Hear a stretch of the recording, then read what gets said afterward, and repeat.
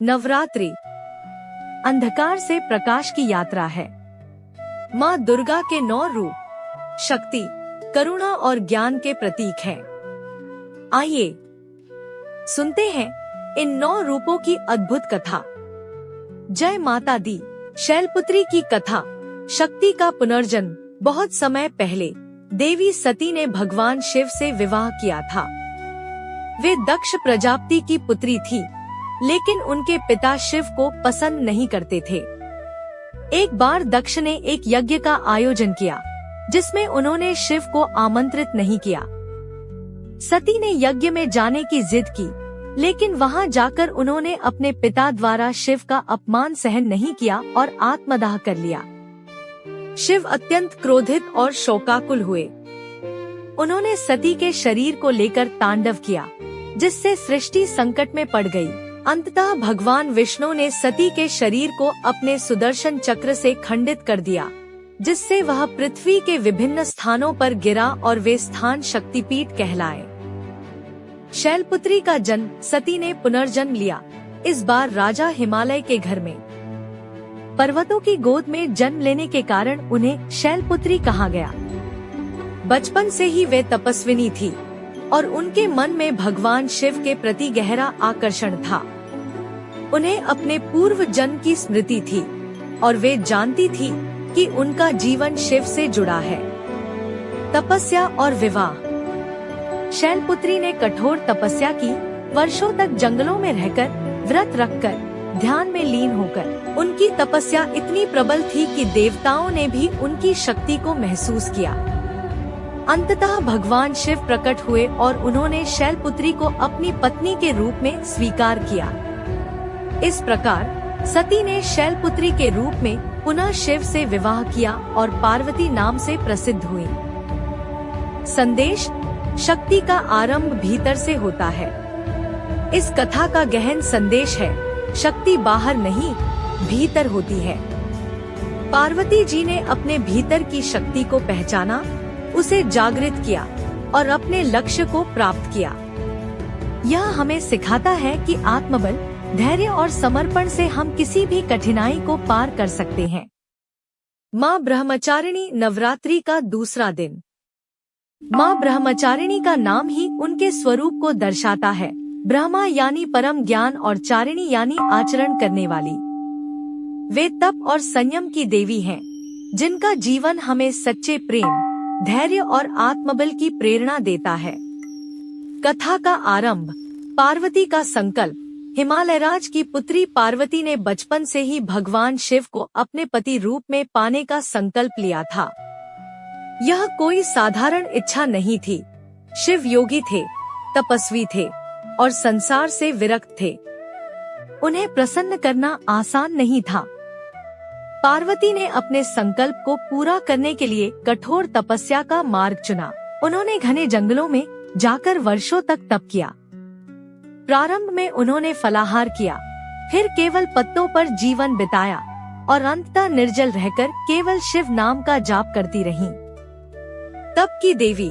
ब्रह्मचारिणी का रूप। उनके हाथ में जपमाला और कमंडल होता है। जपमाला उनके निरंतर ध्यान और साधना का प्रतीक है और कमंडल उनके संयम और त्याग का। उनका चेहरा शांत, तेजस्वी और तप से प्रकाशित होता है। देवता, ऋषि मुनि और स्वयं प्रकृति भी उनकी तपस्या से प्रभावित हो गए। उनकी साधना इतनी कठोर थी कि उन्हें ब्रह्मचारिणी कहा जाने लगा, वह जो ब्रह्मा की प्राप्ति के लिए ब्रह्मचर्य का पालन करती है। शिव जी का प्रसन्न होना। अंततः उनकी भक्ति और तप ने भगवान शिव को प्रसन्न किया। उन्होंने पार्वती को पत्नी रूप में स्वीकार किया। यही पार्वती आगे चलकर माँ दुर्गा के रूप में प्रकट होती हैं, जो संसार की रक्षा करती हैं।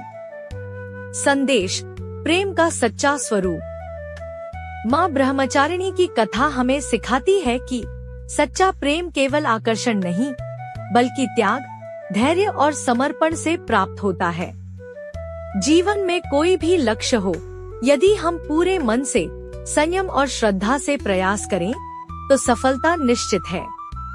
आत्मबल और साधना से हम असंभव को भी संभव बना सकते हैं। इस दिन माँ ब्रह्मचारिणी की पूजा करके हम अपने जीवन में धैर्य, संयम और प्रेम की शक्ति को जागृत कर सकते हैं। जय माँ ब्रह्मचारिणी। माँ चंद्रघंटा नवरात्रि का तीसरा दिन। माँ चंद्रघंटा का स्वरूप शक्ति, सौंदर्य और साहस का अद्भुत संगम है। उनका नाम दो प्रतीकों से जुड़ा है, चंद्र यानी अर्धचंद्र और घंटा यानी घंटी। उनके मस्तक पर अर्धचंद्र सुशोभित होता है और उनके युद्ध के समय बजती घंटा की ध्वनि से राक्षस कांप उठते हैं। कथा का आरंभ, विवाह के बाद का रूप। जब देवी पार्वती का विवाह भगवान शिव से हुआ, तब उन्होंने अपने मस्तक पर अर्धचंद्र धारण किया। यह अर्धचंद्र उनके नवविवाहिता रूप का प्रतीक था। लेकिन विवाह के बाद उनका जीवन केवल प्रेम और सौंदर्य तक सीमित नहीं रहा। उन्हें संसार की रक्षा के लिए शक्ति का रूप भी धारण करना पड़ा। देवताओं को राक्षसों से भय था। असुरों ने धरती पर आतंक फैलाना शुरू कर दिया था। तब माँ ने अपने भीतर की शक्ति को जागृत किया और चंद्रघंटा रूप में प्रकट हुई। माँ का दिव्य और उग्र रूप। माँ चंद्रघंटा का रूप अत्यंत तेजस्वी और उग्र होता है। उनके 10 हाथों में विभिन्न अस्त्र शस्त्र होते हैं, त्रिशूल, गदा, तलवार, धनुष आदि। वे सिंह पर सवार होती हैं, जो उनके साहस और निर्भयता का प्रतीक है। उनकी घंटा की ध्वनि इतनी प्रचंड होती है कि राक्षसों की सेना भयभीत होकर भागने लगती है। माँ ने अनेक राक्षसों का वध किया और देवताओं व भक्तों की रक्षा की।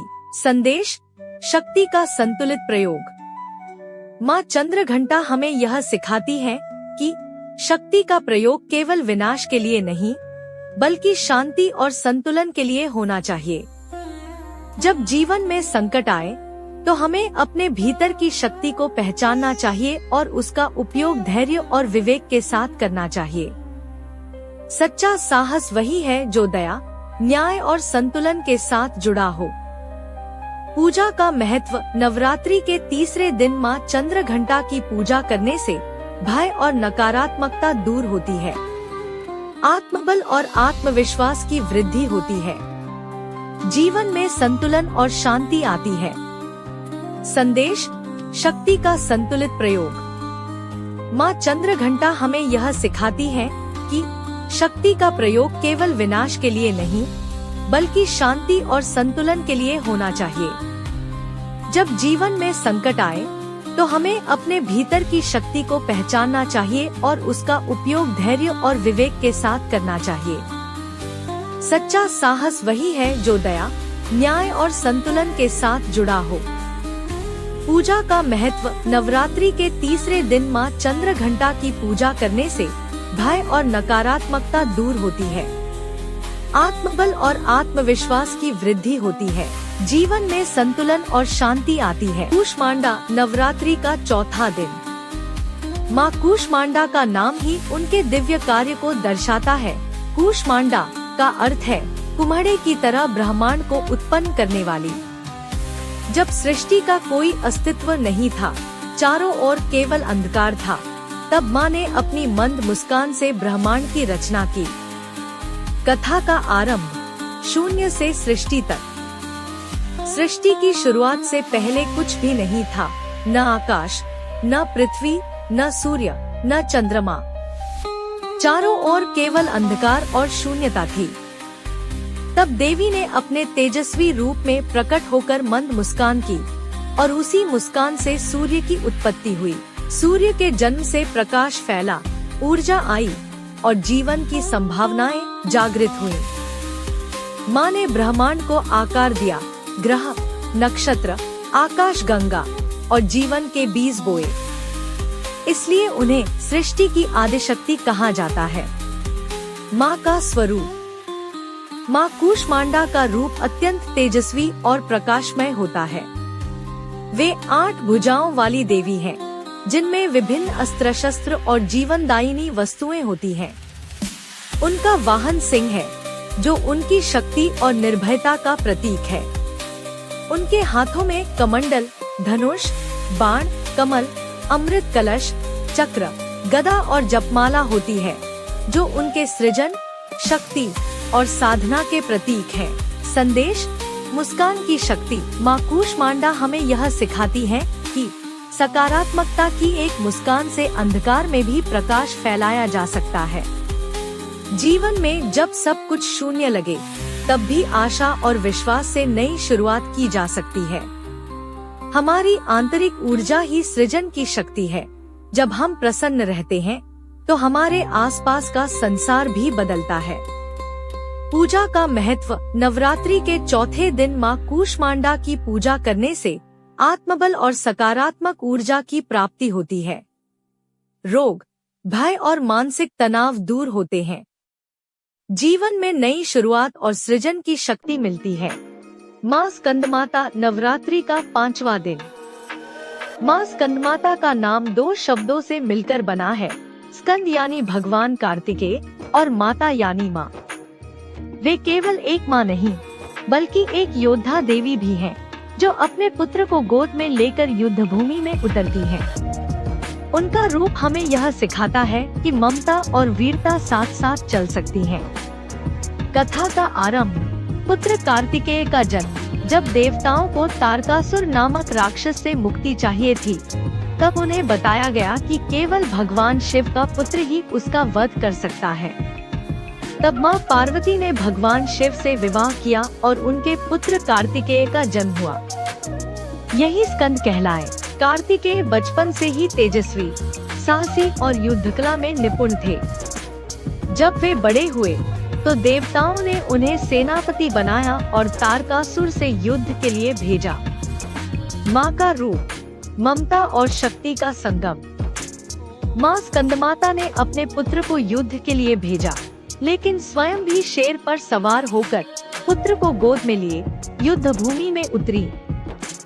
यह दृश्य अत्यंत अद्भुत था। एक माँ जो अपने बच्चे को गोद में लिए हुए भी शत्रुओं से युद्ध कर रही थी और साथ ही भक्तों की रक्षा भी कर रही थी। उनके 5 हाथ होते हैं, जिनमें कमल, कमंडल, घंटा, त्रिशूल और एक हाथ में पुत्र स्कंद होते हैं। उनका वाहन सिंह है, जो उनकी निर्भयता और शक्ति का प्रतीक है। संदेश, माँ की शक्ति और करुणा। माँ स्कंदमाता हमें यह सिखाती है कि ममता कभी कमजोरी नहीं होती, बल्कि वह सबसे बड़ी शक्ति होती है। एक माँ केवल पालन करने वाली नहीं, बल्कि संरक्षक और योद्धा भी होती है। जीवन में जब हमें अपनों की रक्षा करनी हो, तो हमें साहस और करुणा दोनों को साथ लेकर चलना चाहिए। पूजा का महत्व। नवरात्रि के 5वें दिन माँ स्कंदमाता की पूजा करने से परिवार में सुख शांति और सुरक्षा की भावना आती है। संतान की उन्नति और रक्षा होती है। भक्तों को आत्मबल और धैर्य की प्राप्ति होती है। माँ कात्यायनी। नवरात्रि का 6वां दिन। माँ कात्यायनी का नाम उनके जन्म की कथा से जुड़ा है। वे शक्ति का उग्र रूप हैं, अन्याय के विरुद्ध उठी हुई आवाज, जो राक्षसों के आतंक को समाप्त करती है।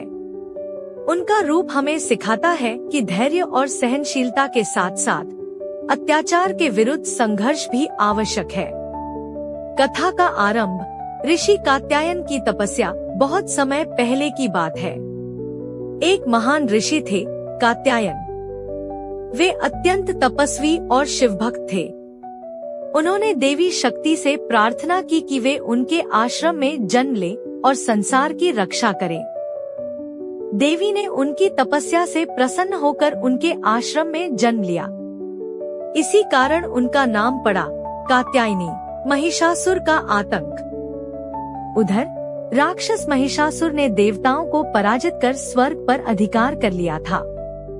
वह अत्यंत बलशाली और मायावी था, कभी भैंस, कभी मानव, कभी हाथी का रूप धारण करता। देवता भयभीत थे और उन्होंने माँ शक्ति से सहायता की गुहार लगाई। तब माँ कात्यायनी ने युद्ध का रूप धारण किया। वे सिंह पर सवार, 4 भुजाओं में तलवार, त्रिशूल, कमल और अभय मुद्रा के साथ युद्ध भूमि में उतरी। महिषासुर का वध। युद्ध कई दिनों तक चला। महिषासुर बार बार रूप बदलता रहा, लेकिन माँ की शक्ति के आगे टिक नहीं सका। अंततः माँ कात्यायनी ने उसे त्रिशूल से वध कर दिया और संसार को राक्षसों के आतंक से मुक्त कराया। उनकी विजय केवल एक युद्ध नहीं थी, वह धर्म की स्थापना, न्याय की रक्षा और अत्याचार के अंत का प्रतीक थी। संदेश: अन्याय के विरुद्ध संघर्ष। माँ कात्यायनी हमें यह सिखाती है कि सहनशीलता महान गुण है, लेकिन जब अन्याय बढ़ जाए तो साहसपूर्वक उसका सामना करना चाहिए। सच्ची शक्ति वही है जो दीनों की रक्षा और दुष्टों का विनाश करे। जीवन में जब कोई संकट आए तो हमें अपने भीतर की शक्ति को पहचानकर सत्य और न्याय के लिए खड़े होना चाहिए। पूजा का महत्व। नवरात्रि के छठे दिन माँ कात्यायनी की पूजा करने से भय, असुरक्षा और नकारात्मकता दूर होती है। आत्मबल, साहस और निर्णय क्षमता की वृद्धि होती है। जीवन में न्याय और धर्म की स्थापना होती है। जय माँ कात्यायनी। माँ कालरात्रि। नवरात्रि का 7वां दिन। माँ कालरात्रि का स्वरूप जितना भयंकर है उतना ही शुभ भी है। वे अंधकार को चीरकर प्रकाश लाने वाली देवी हैं, जो दिखती हैं रौद्र रूप में लेकिन देती हैं कल्याणकारी फल। उनका नाम ही दर्शाता है काल यानी समय और मृत्यु, रात्रि यानी अंधकार। वे उस अंधकार को समाप्त करने वाली शक्ति हैं। कथा का आरंभ। राक्षसों का आतंक। एक समय की बात है जब राक्षस शुंभनिशुंभ और चंडमुंड ने देवताओं को पराजित कर दिया था। वे अत्यंत बलशाली थे और किसी भी देवी को युद्ध में हराने की चुनौती दे रहे थे। माँ दुर्गा ने उनके विनाश के लिए अपने भीतर से एक अत्यंत उग्र शक्ति को प्रकट किया। यही थी माँ कालरात्रि। माँ का भयंकर रूप। माँ कालरात्रि का रूप अत्यंत भयंकर है। उनका शरीर काला है जैसे रात्रि का अंधकार। वे सिंह पर सवार होती हैं। उनके बाल बिखरे हुए हैं और उनकी 3 आंखों से अग्नि की ज्वाला निकलती है। उनके 4 हाथों में कटार, वज्र, अभय मुद्रा और वरदान मुद्रा होती है। उनका यह रूप देखकर राक्षस भयभीत हो गए। माँ ने चंडमुंड का वध किया और शुंभनिशुंभ को भी पराजित किया। अंधकार में आशा की किरण। माँ कालरात्रि केवल विनाश की देवी नहीं है, वे अंधकार में आशा की किरण है। जब जीवन में भय, संकट और अज्ञानता छा जाए, तब माँ कालरात्रि का स्मरण हमें प्रकाश की ओर ले जाता है। उनका भयंकर रूप हमें यह सिखाता है कि कभी कभी कठोरता ही सबसे बड़ा संरक्षण बनती है। जब संकट अत्यधिक हो, तो मुलायम तरीकों से नहीं, बल्कि साहस और शक्ति से उसका सामना करना चाहिए। माँ का रौद्र रूप भी ममता और कल्याण से भरा होता है। पूजा का महत्व। नवरात्रि के 7वें दिन माँ कालरात्रि की पूजा करने से भय, नकारात्मकता और अज्ञानता का नाश होता है। आत्मबल और साहस की प्राप्ति होती है। जीवन में अंधकार के बीच भी प्रकाश की अनुभूति होती है। माँ महागौरी। नवरात्रि का 8वां दिन। माँ महागौरी का स्वरूप सौंदर्य, शांति और पवित्रता का प्रतीक है। उनका नाम ही दर्शाता है महा यानी महान और गौरी यानी उज्जवल, गौरवर्ण वाली। लेकिन इस उज्जवलता के पीछे एक गहरी तपस्या और त्याग की कथा छिपी है। कथा का आरंभ। कठोर तपस्या का संकल्प। हिमालय की पुत्री पार्वती ने भगवान शिव को पति रूप में प्राप्त करने के लिए कठोर तपस्या का मार्ग चुना। उन्होंने वर्षों तक जंगलों में रहकर तप किया, धूल, धूप, वर्षा और ठंड में बिना किसी सुविधा के। इस कठोर तप से उनका शरीर धीरे धीरे काला और मलिन हो गया। लेकिन उनकी भक्ति अडिग थी। उन्होंने कभी अपने रूप की चिंता नहीं की। उनका लक्ष्य केवल शिव को प्राप्त करना था। गंगा स्नान और गौरवर्ण। जब भगवान शिव उनकी तपस्या से प्रसन्न हुए, उन्होंने पार्वती को स्वीकार किया। तब देवताओं ने माँ को गंगा स्नान के लिए प्रेरित किया। जैसे ही माँ ने गंगा जल में स्नान किया, उनका शरीर फिर से गौरवर्ण, उज्जवल और दिव्य हो गया। उसी रूप को हम माँ महागौरी के रूप में पूजते हैं। शांत, सौम्य और करुणामयी। माँ का स्वरूप। माँ महागौरी का वाहन बैल नंदी है। वे 4 भुजाओं वाली देवी हैं। एक हाथ में त्रिशूल, दूसरे में डमरू, तीसरा हाथ वरदान मुद्रा में और चौथा अभय मुद्रा में। उनका चेहरा चंद्रमा की तरह चमकता है और उनका रूप भक्तों को शांति और सुख की अनुभूति कराता है। संदेश: पवित्रता और संयम की शक्ति। माँ महागौरी हमें यह सिखाती है कि कष्ट और कठिनाइयाँ जीवन का हिस्सा हैं, लेकिन पवित्रता, संयम और धैर्य से हम उन्हें पार कर सकते हैं। जब हम अपने लक्ष्य के प्रति सच्चे होते हैं, तो ईश्वर स्वयं हमारी सहायता करते हैं। आंतरिक सुंदरता और शुद्धता ही सच्चे सौंदर्य का आधार है।